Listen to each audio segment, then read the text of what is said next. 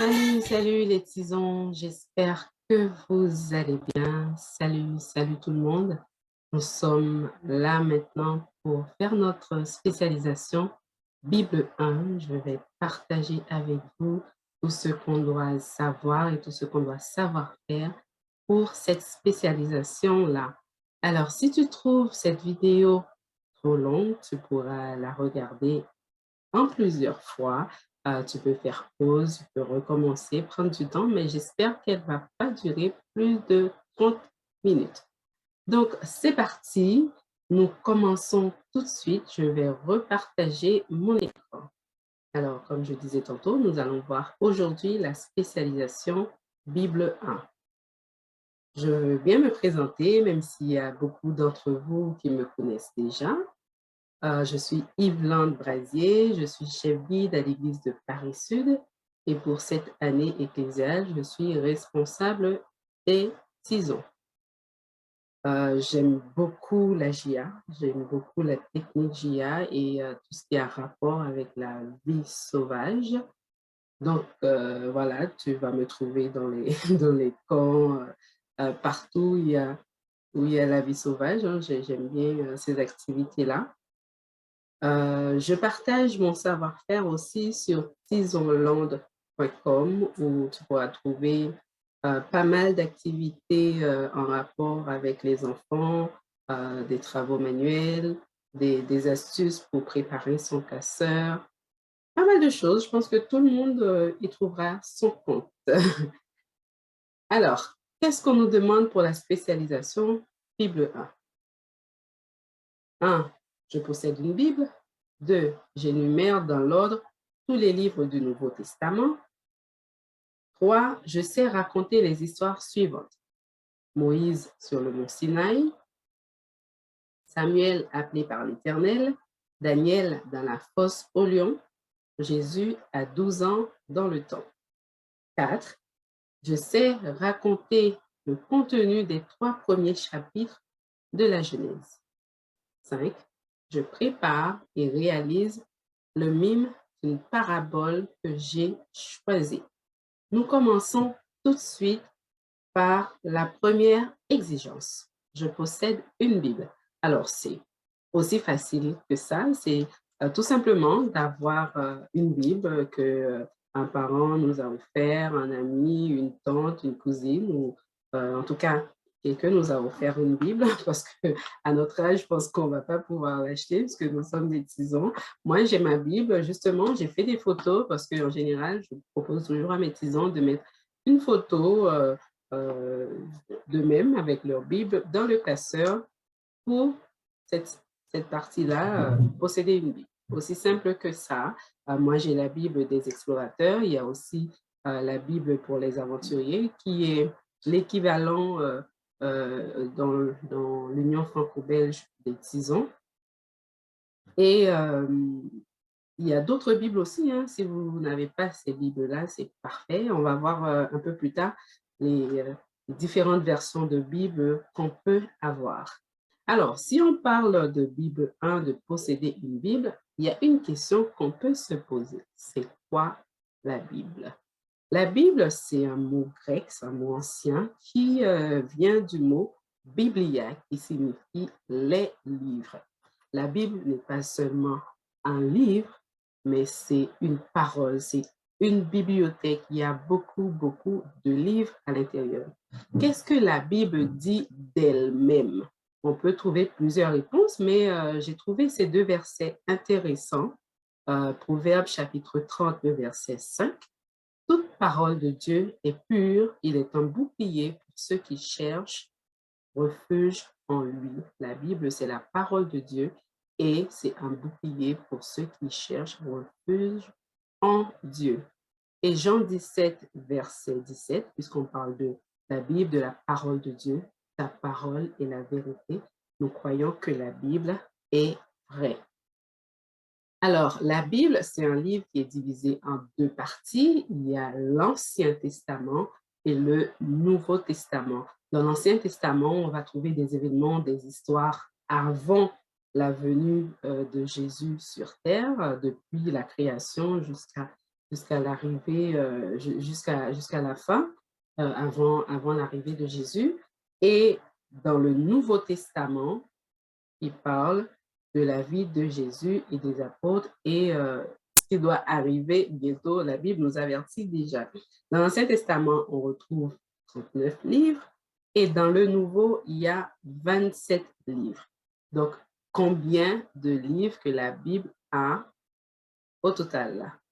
Donc, je te laisse, cher Tison, de faire cette addition 39 plus 27 et tu pourras noter en commentaire, si tu veux, combien de livres a la Bible.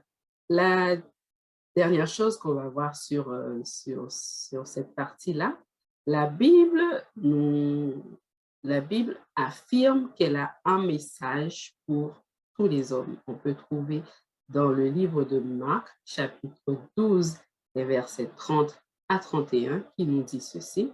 Écoute, Israël, le Seigneur, notre Dieu, est l'unique Seigneur. Et tu aimeras le Seigneur, ton Dieu, de tout ton cœur, de toute ton âme, de toute ta pensée et de toute ta force. C'est un premier commandement. Donc, voici le second. Tu aimeras ton prochain comme toi-même. Il n'y a pas d'autre commandement plus grand que cela. C'est le message de la Bible à tous les hommes. La Bible est écrite par plusieurs écrivains inspirés, on peut dire les auteurs de la Bible, mais nous savons que Dieu est l'auteur de la Bible. Il a inspiré son message à plusieurs personnes, telles que Matthieu, les disciples, Matthieu, Jean et aussi des apôtres, Paul. Il y a aussi des rois qui ont écrit dans la Bible, David, Salomon et les prophètes aussi, les patriarches, comme Moïse. Alors, comme je disais tantôt, dans la Bible, il y a plusieurs livres. Comment trouver un texte dans la Bible? Quand je dis, par exemple, tout à l'heure, j'ai dit Proverbe chapitre 30, le verset 35. Comment on va faire pour trouver ce verset dans la Bible? Alors, tu prends ta Bible, tu vas chercher le livre. D'ailleurs, c'est l'une des exigences qu'on doit savoir pour cette spécialisation. Tu cherches le livre et le livre est divisé en chapitres. Là, je prends l'exemple de 1 Samuel chapitre 3 et le chapitre est divisé en plusieurs versets. Un verset, ça peut être une, deux ou trois, quatre phrases, ça dépend. Et on pourra trouver le verset à l'intérieur. Alors, j'espère que tu as compris comment trouver un texte dans la Bible. Là, je te laisse faire l'exercice pour ces 3 versets-là. Tu peux mettre la vidéo sur pause et essayer de trouver les versets suivants. Psaume 119, verset 105, Jérémie 31, le verset 3, 1 Jean chapitre 4, le verset 8. La Bible a un message pour toi. Jésus a un message pour toi. Donc, comme je disais tantôt au début, il y a différentes versions de Bible. On peut trouver la Bible en français courant.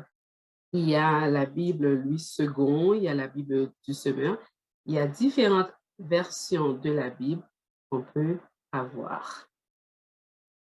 Deuxième exigence, j'énumère dans l'ordre tous les livres du Nouveau Testament.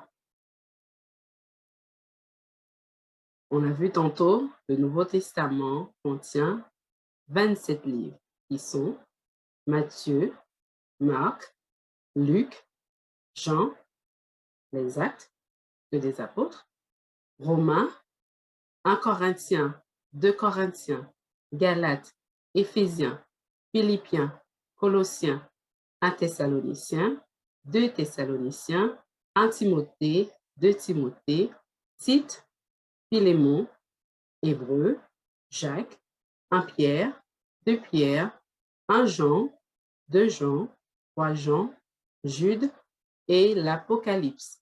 Vous avez peut-être remarqué que j'ai partitionné les livres de la Bible parce qu'un ensemble de livres, on les trouve dans une catégorie. Là, par exemple, les 4 premiers livres du Nouveau Testament, on les appelle les évangiles. Ce sont des livres qui parlent de la vie de Jésus, le livre des Actes des Apôtres et aussi les épîtres de Paul. Il y a d'autres épîtres qu'on appelle épîtres générales parce que les auteurs sont inconnus. Et la Révélation, le livre de l'Apocalypse. Donc, pour apprendre ces livres-là, il nous faut faire des exercices. Tu prends ta Bible, tu regardes, tu lis, tu apprends ça. Je vais partager avec toi une petite vidéo que tu pourras retrouver dans le lien, dans la description de cette vidéo, qui nous aide à apprendre les livres de la Bible, les livres du Nouveau Testament. Donc, on va passer 3 minutes 30 à apprendre les livres du Nouveau Testament. C'est parti.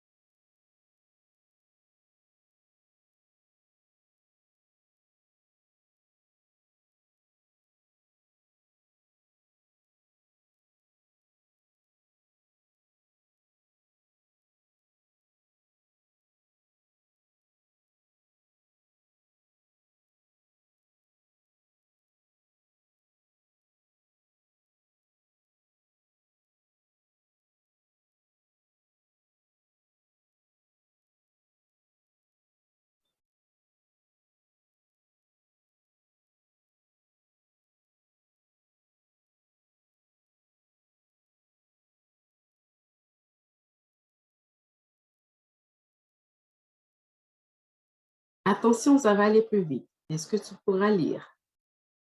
C'est parti.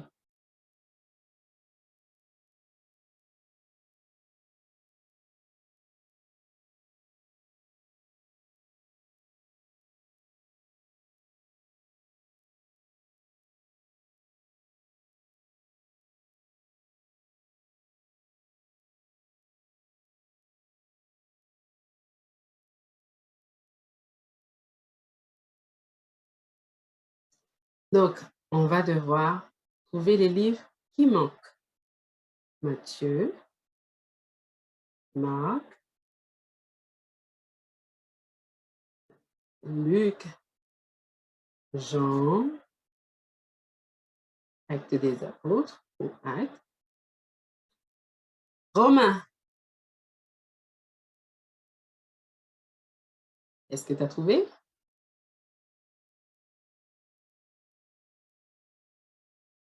Bien. Philippe, Colossiens, 1 Thessaloniciens,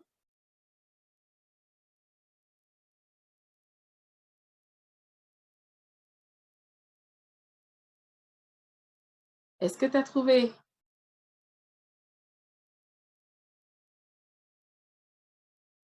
Ça commence par un H.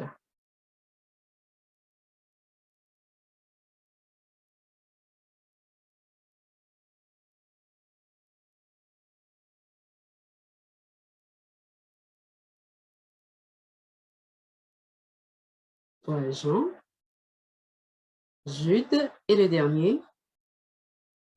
J'espère que tu l'as trouvé. Donc voilà, j'espère que tu as réussi à avoir toutes les bonnes réponses. Donc, voici un autre exercice que tu pourras faire pour apprendre les livres de la Bible. Il y a des lettres manquantes dans tous ces livres-là. Donc, je te laisse faire pause sur la vidéo et essayer de trouver tous les livres du Nouveau Testament. Vas-y, et pause tout de suite. Voilà, on recommence.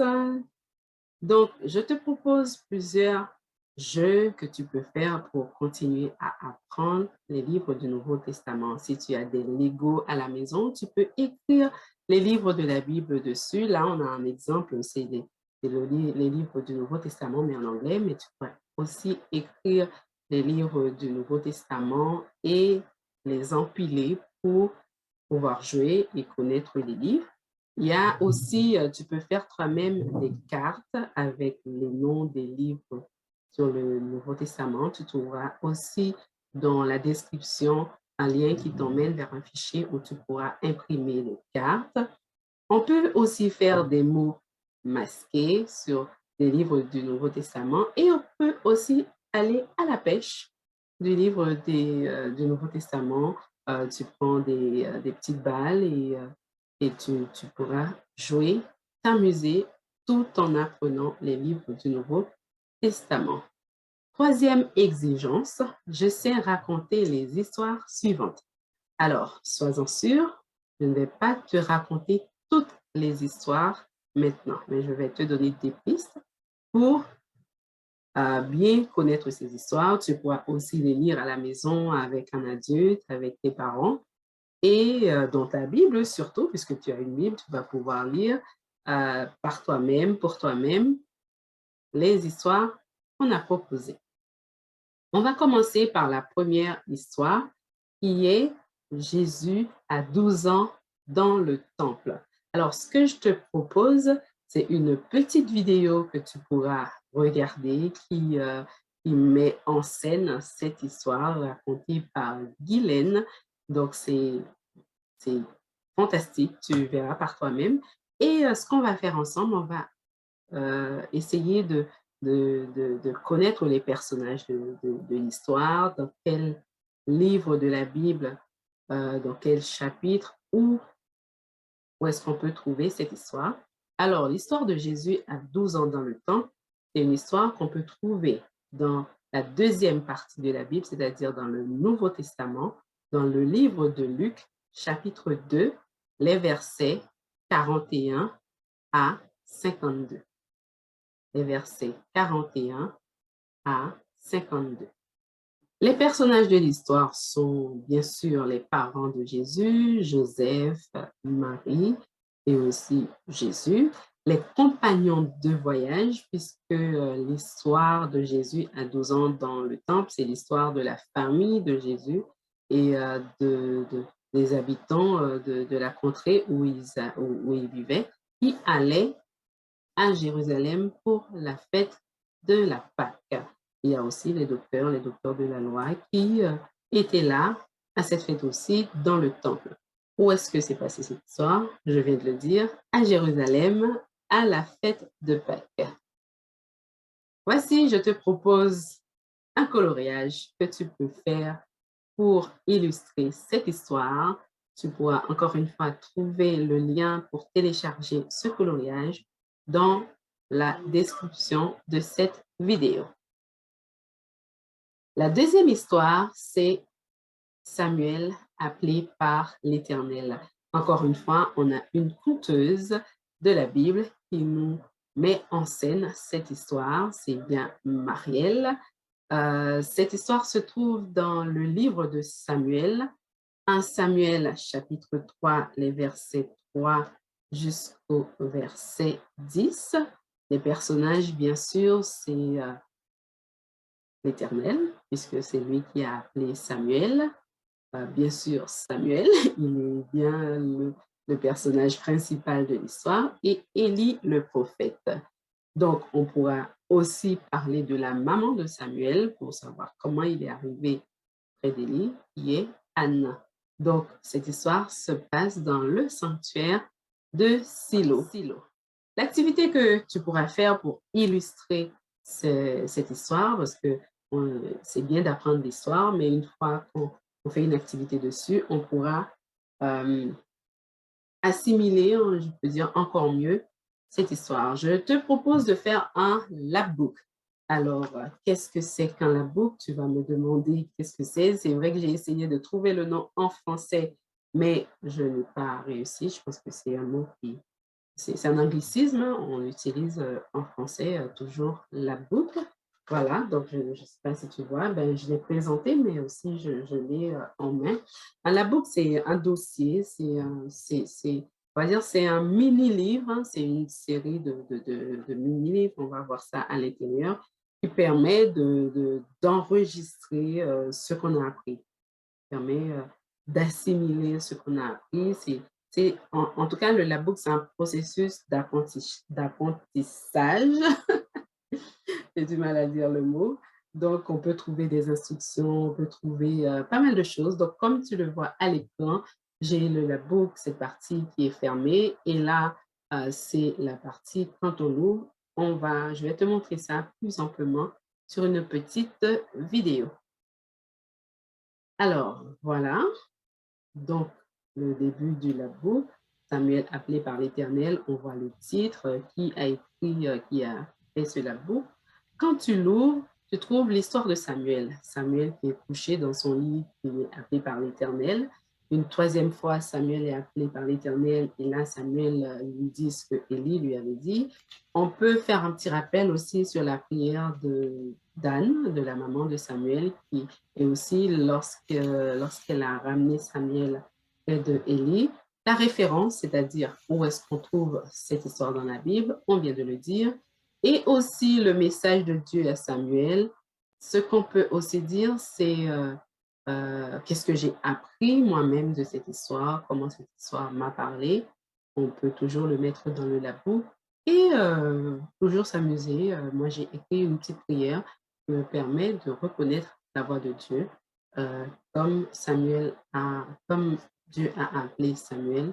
Nous pouvons aussi prier pour savoir reconnaître la voix de Dieu quand c'est lui qui nous appelle. Donc voilà, tu peux encore une fois retrouver tous les éléments pour créer ton propre labo dans la description, mais aussi aller sur Internet, trouver des exemples de labo pour pouvoir illustrer ton histoire très, très joliment. La prochaine histoire, c'est Moïse sur le mont Sinaï. Où trouve-t-on cette histoire dans la Bible? Alors, cette histoire, pour la voir au complet, on peut lire plusieurs versets de la Bible qui nous donnent plusieurs éléments différents. Dans Exode chapitre 24, les versets 12 à 18, quand Dieu a appelé Moïse de lui dire de monter, le rejoindre sur le mont Sinaï. Exode chapitre 31, le verset 18, nous dit explicitement ce que Dieu a donné à Moïse et comment il l'a fait, hein, ce qu'il a donné.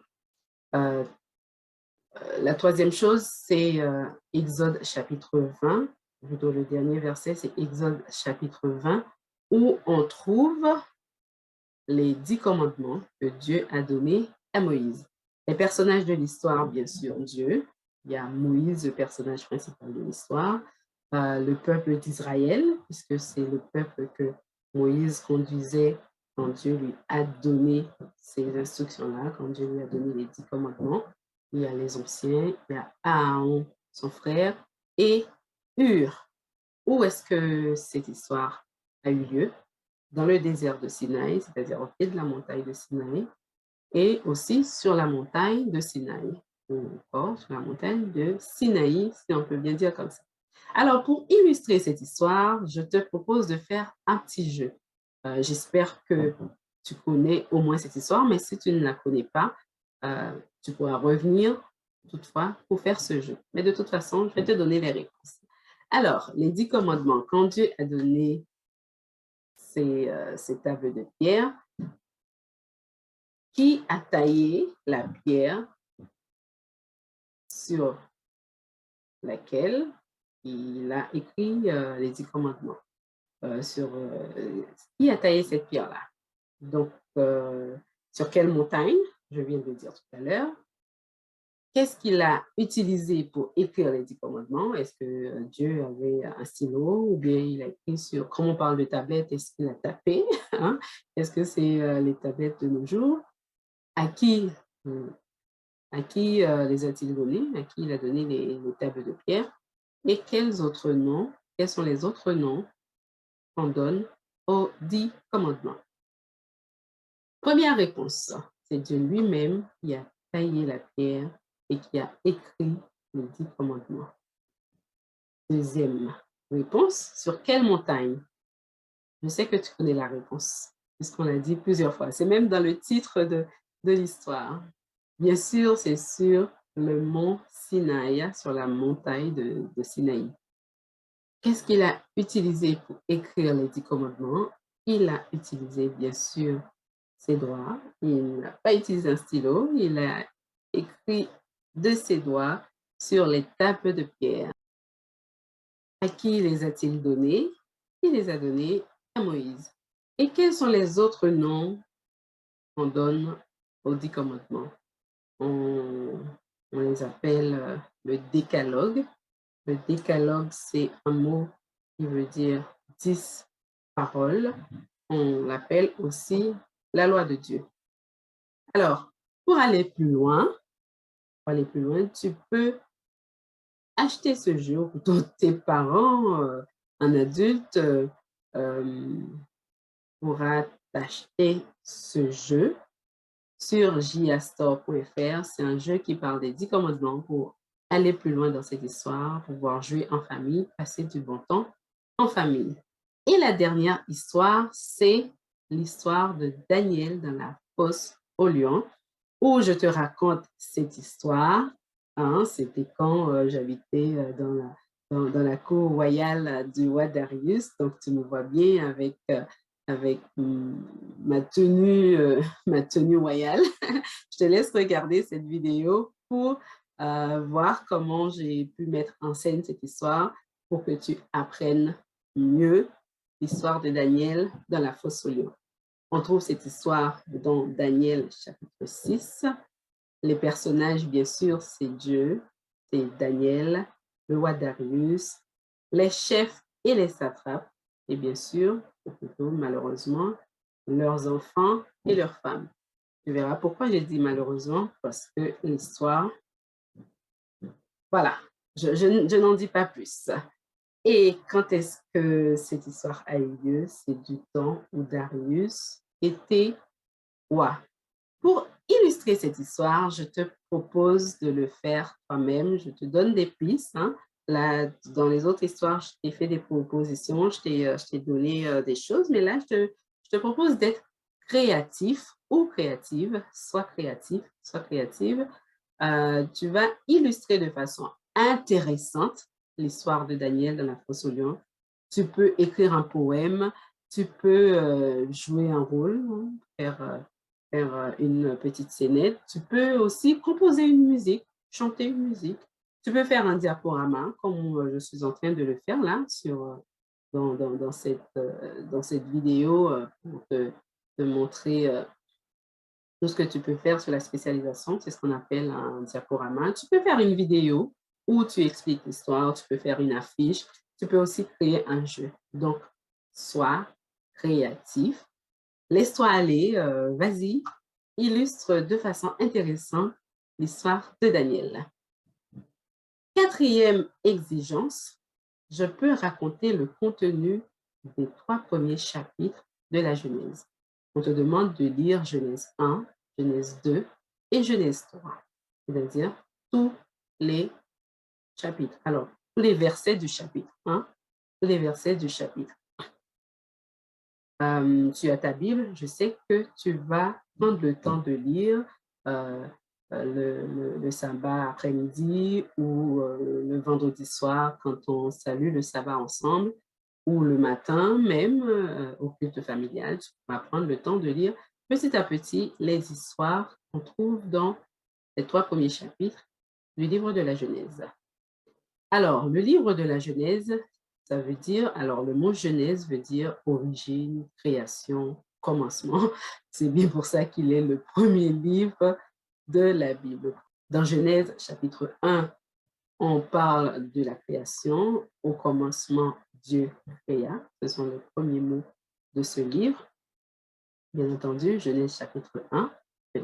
J'imagine que tu connais déjà un peu l'histoire de la création, mais si tu ne connais pas, je vais te donner quelques pistes. Alors, la création a eu lieu sur 6 jours. et le 7e jour, c'était le repos. Le 1er jour, Dieu créa la lumière. Mmh. Il créa la lumière. Le deuxième jour, c'était, la séparation des eaux. En haut, on a le ciel et les nuages, hein, bien entendu, et en bas, un immense océan. Donc le 2e jour, c'est le ciel, et le 3e jour, il y a eu, l'apparition de la terre ferme, hein, les amas des eaux d'un côté et la terre de l'autre côté, et aussi on a eu la végétation qui apparaît sur la terre, les arbres fruitiers, tout ce qu'on aime bien manger, hein, là on voit des pêches, donc tout ce qu'on aime bien manger.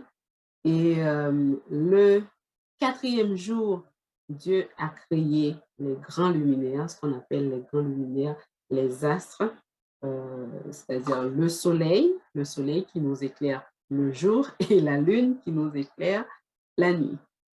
Nous continuons sur le 5e jour. Le 5e jour, c'est la création des oiseaux, des animaux marins. Là, on voit les animaux marins. De l'autre côté, on voit les oiseaux qui volent, hein, donc, c'était le 5e jour, et le 6e jour, bien entendu, il y a eu les animaux, les animaux terrestres, les animaux de la ferme, les animaux de la jungle et aussi, les reptiles, hein. Et surtout le 6e jour, c'est la création de l'homme et de la femme, et on parle souvent de Adam et Ève. Donc, le 7e jour, comme je disais tantôt, Dieu s'est reposé le 7e jour. Dans Genèse chapitre 2, c'est l'explication sur la création de l'homme et de la femme, d'Adam et Ève, sur leur rôle. Donc, à toi de jouer. Je te laisse trouver comment illustrer cette partie-là. Tu peux faire un dessin, tu peux trouver un coloriage, t'amuser pour illustrer cette partie. 3e chapitre de Genèse qui parle de la chute, le péché, quand Ève et Adam ont mangé le fruit défendu. On ne sait pas quel fruit c'était, hein? On ne sait pas quel fruit c'était, mais ça s'appelle le fruit de la connaissance du bien et du mal. Donc, ils ont mangé le fruit que Dieu leur avait demandé de ne pas manger. Donc, ce qu'on appelle la chute, hein, le premier péché. Donc, tu peux aussi illustrer cette partie-là à toi de jouer. 5e et dernière partie, c'est je prépare et réalise le mime d'une parabole que j'ai choisie. Donc, qu'est-ce que c'est qu'une parabole? La parabole est une courte histoire qui utilise les événements de tous les jours pour expliquer un enseignement, une morale, un ensemble de principes, ou on peut dire une doctrine. C'est-à-dire, si j'explique un petit peu, je raconte une histoire, je parle de l'école, de la piscine, ou d'une histoire imaginaire, mais je prends les événements de la vie quotidienne pour te donner une leçon, pour t'apprendre quelque chose, pour te donner des principes. C'est ce qu'on appelle une parabole. Et dans la Bible, il y en a tout plein de paraboles. Jésus, quand il parlait à la foule, quand il parlait devant la foule, hein, comme je disais tantôt, il utilisait beaucoup de paraboles. Je t'ai listé quelques paraboles que tu pourras mimer, hein. Donc, je te laisse faire une capture d'écran pour te rappeler des références, c'est-à-dire où se trouvent ces paraboles dans la Bible, pour que tu puisses lire, t'approprier l'histoire et faire le mime. Tu peux après te prendre en vidéo, tu peux faire une photo, mettre dans ton classeur, vraiment euh, créer un souvenir, hein, pour ton classeur. Le classeur, c'est un souvenir, c'est tout ce que tu as appris, tu mets dedans. C'est pas le classeur qui doit tout savoir, mais c'est toi qui dois tout savoir. et mettre ça dans ton classeur. Ça va être utile pour plus tard, hein, comme quand tu voudras apprendre aux plus petits qu'est-ce que tu avais fait au tison. Donc, c'est quand même un bon souvenir. Donc voilà, juste avant de terminer, c'est vrai qu'on arrive presque à la fin, je vais te faire un mime de quelques secondes et j'espère que tu vas trouver de quelle histoire il s'agit.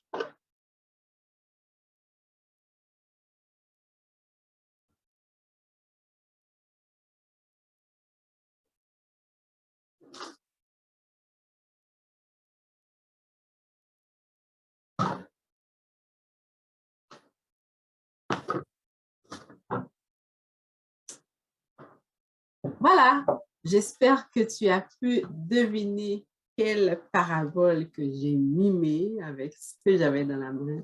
Donc voilà, ça m'a amusé de faire cette spécialisation avec vous.